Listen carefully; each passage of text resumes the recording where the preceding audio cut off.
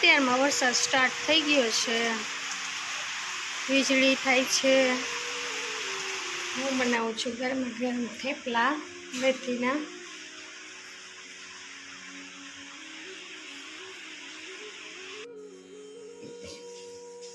ગેસમાં ચા ઢોળાણો તો હોય તો ગેસનું આજે સફાઈ કામ પર આપણે ખોલી નાખશું આખું ગેસને। ચા ઢોળાણું તો જામ થઈ ગયું છે હવે, આને ખોલી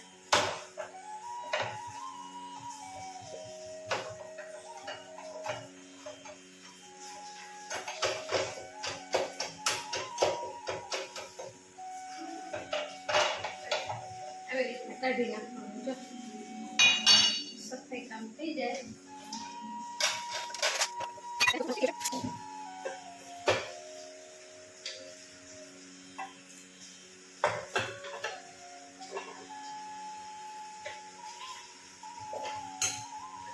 ચા ઢોળાણો ને તો ફિટ થઈ ગયો, નહીં તો ઢીલા જ હોય બધા। આવી રીતના ગમે ત્યારે સાફ કરી નાખવાનું। ક્યારેય તમારા ગેસમાં અહીંયા વંદા કે જીવાત કોઈ પણ પ્રકારની જીવાત ના થાય। આવી રીતના ખોલી બસ આટલું જ ખોલવાનું, બીજું કંઈ ખોલવાનું જ ના આવે। આ એક જ સ્ક્રૂ ખોલો એટલે અલગ પડી જાય।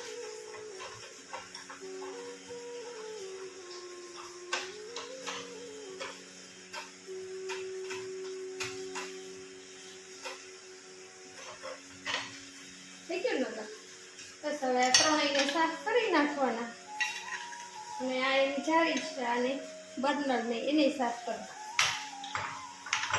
એમાં મૂકી દઈશું આને।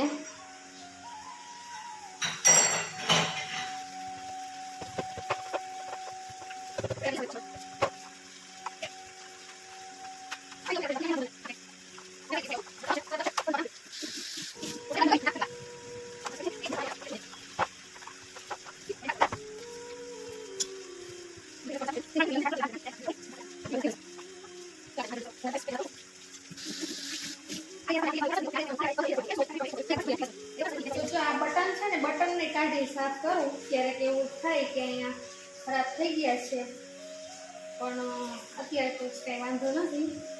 આ બટનને આમ ખેંચીને એટલે નીકળી જાય, પાછા એને ધક્કો મારી ફિટ થઈ જાય।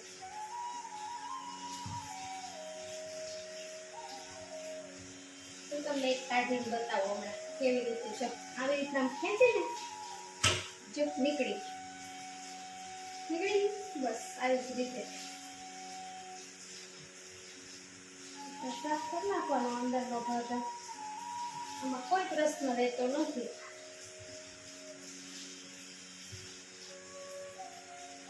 આ ખરાબ થયું હોય ને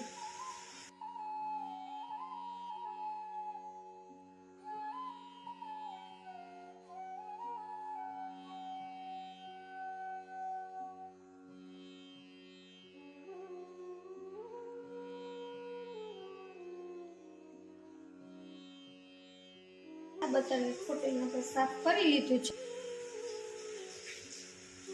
સરસ સફાઈ થઈ ગઈ છે આપણી। હવે તમને બતાવું કે જે આ ઉપરના બર્નર છે એને કેવી રીતે સાફ કરવાના, એ હવે તમને બતાવીશ। આ એનું જ છે, આ નાનું છે, આ ત્રણેય એના બર્નર છે। આપણે આજે આ બધાને સાફ કરવાના છે આવી રીતે।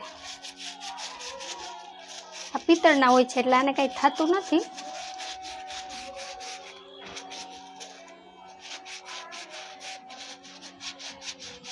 આ પિત્તળના હોય છે એટલે ઘસી નાખીને એટલે સરસ થઈ જાય છે।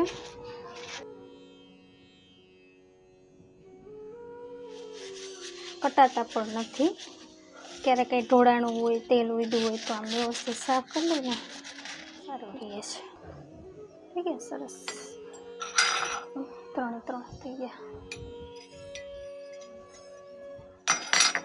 હવે આને સાફ જો આવી રીતના ઘસી નાખવાનું। જો આવા નવા આ એલ્યુમિનિયમના હોય આને કંઈ થાય સાફ કરશું આપણે।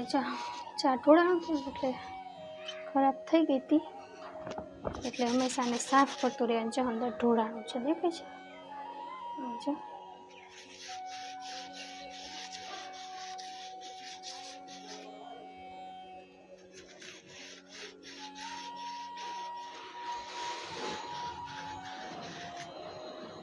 આનાથી સાફ થઈ જાય. આ બાજુથી કરી દે. રસોઈ બનાવી ત્યારે કંઈક ને કંઈક તો આપણે ઢોળાતું જ હોય, ક્યારેક એવું બની જાય.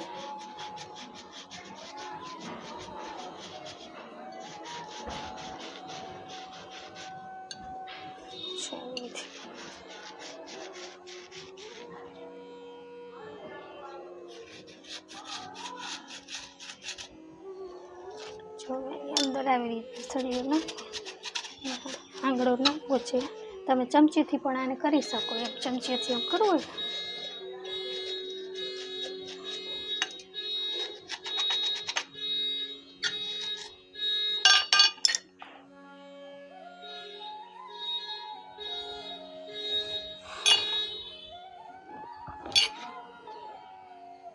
અંદર તો નથી બગડ્યું, બહાર જ ઢોળાણું છે. એટલે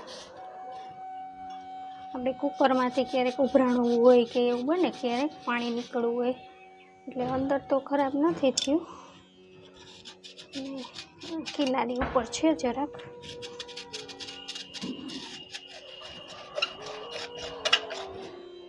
ઘણાને આમાં જીવાત એટલા માટે થઈ જાય છે કે આમાં ઢોળાયેલું હોય, પછી તમે સળગાવી રાખો એટલે એ પછી બળવાનું જ હોય.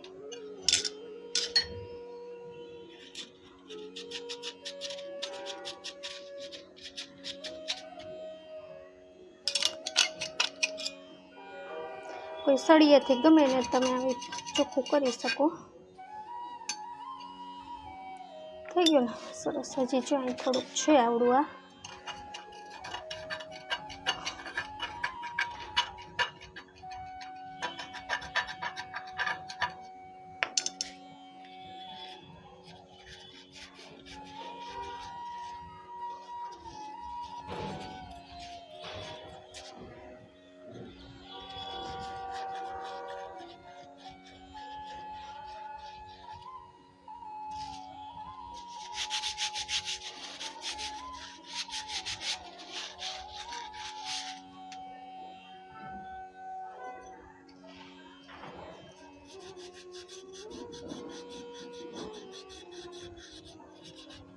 ખાસ તો આ નાનું હોય ને એમાં વધારે ઢોળાય છે, કેમ કે નાના ગેસ ઉપર આપણે વધારે ઉપયોગ હોય એટલે એમાં ઢોળાય વધારે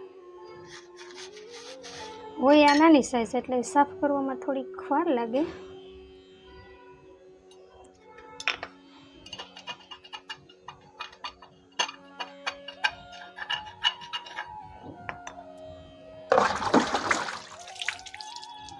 ઠીક છે, કેવું હતું?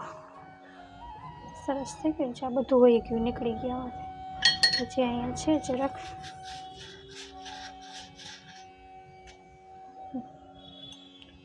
હજી જરાક દેખાય છે.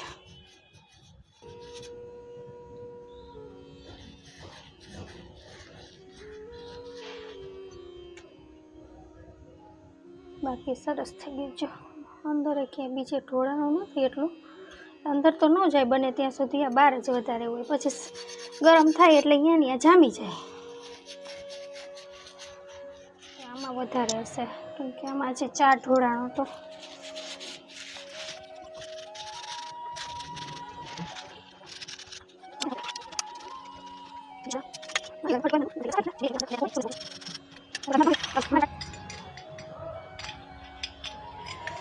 સુકાઈ જાય પછી આપણે પાછા કેમ ફિટ કરવા એ તમને હું બતાવીશ.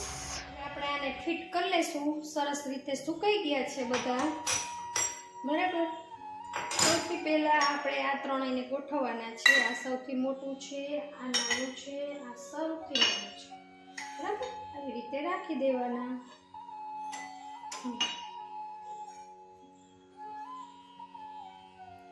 હવે આપણે એક પછી એકને ગોઠવશું. જો અને આવી રીતના ગેસ અહીંયા ઉપરની સાઈડ આ જે ખુલ્લો ભાગ હોય ને એને એ સાઈડ જવા દેવાનો અને અહીંયા આને ફિટ કરવાનું. હવે પહેલા આપણે સ્ક્રૂ નાખી દઈશું એના જેવી રીતે હતા એવી રીતે.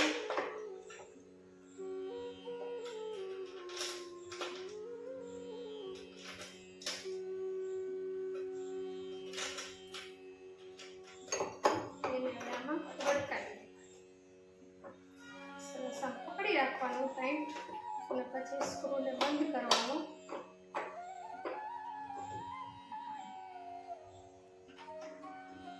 પછી હલે નહીં.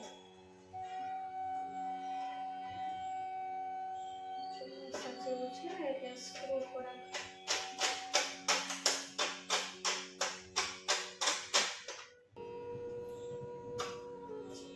વધારે ટાઈટ નહીં કરવાનું, નહીં તો પછી છે ને એના આટાવાળા થઈ જાય એટલે થોડુંક લૂઝ જ રાખવાનું. ચલો હવે આને ગોઠવશું આવી રીતે એના સ્ક્રૂ આપણે પહેલા લગાવી દઈશું.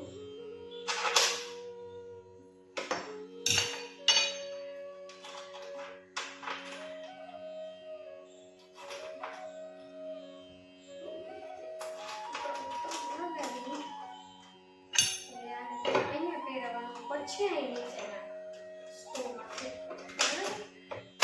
થઈ ગયું છે ફિટ. હલતું નથી ને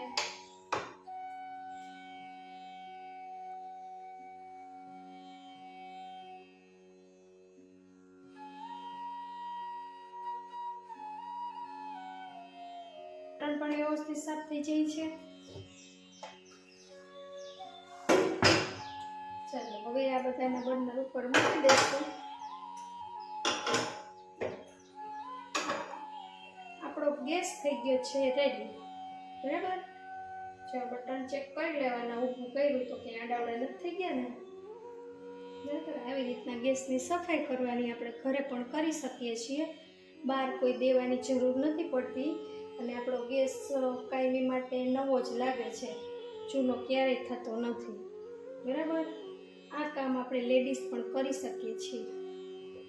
અને ચેક કરી લેવાનું કે આ બટનમાં કે લીક નથી ને, તો તમે અહીંયા આમ મોઢું રાખશો ને નાક, એટલે તમને ખ્યાલ આવી જશે કે ગેસની વાસ આવે છે કે નહીં. બરાબર, આમાંય ઘરમાં જરાક ગેસ લીક હોય તો આપણને ખબર પડી જ જાય છે. બરાબર, પણ એવો કંઈ પ્રશ્ન થતો નથી આમાં.